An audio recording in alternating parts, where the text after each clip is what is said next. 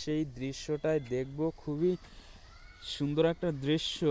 আসলে আমরা যারা এই খামারগুলোতে আসি তারাই জানি।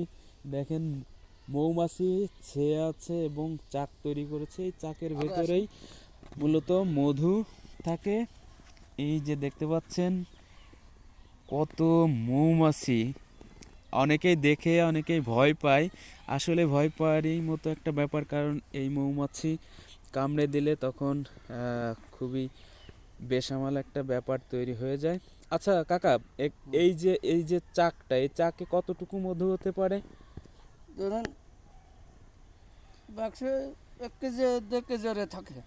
এই এই যে এক এক একটা একটা, ইয়েতে হ্যাঁ। 1-1.5 কেজি হয়। হ্যাঁ, আর টোটাল বাক্সে টোটাল বাক্সে ধরুন 5 কেজি 6 কেজি।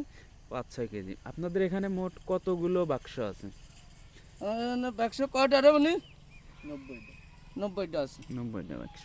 তো মানে কেমন মধু উৎপাদন হচ্ছে? আল্লাহ দিলি ধরেন আপনার ভালো 4 হচ্ছে। ডিরাম আল্লাহ দিলি ভালো। আবহাওয়া খারাপ তো সেই জন্য একটু মধু একটু ভাঙতে কম, বুঝছেন? আচ্ছা, প্রতি সপ্তাহে সপ্তাহে কি ভাঙেন? 8-9 দিন পর করবে।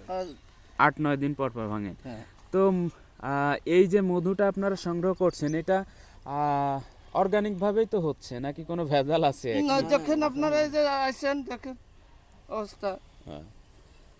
সত্যি আসলে এই যে মধু এ, চাক তৈরি করা হচ্ছে এই বাক্সের ভেতরে, সেই দৃশ্যটাই আপনাদেরকে আমরা দেখানোর চেষ্টা করছি।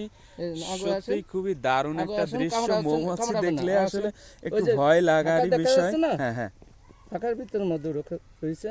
হ্যাঁ, খুবই চমৎকার একটি দৃশ্য আমরা আপনাদেরকে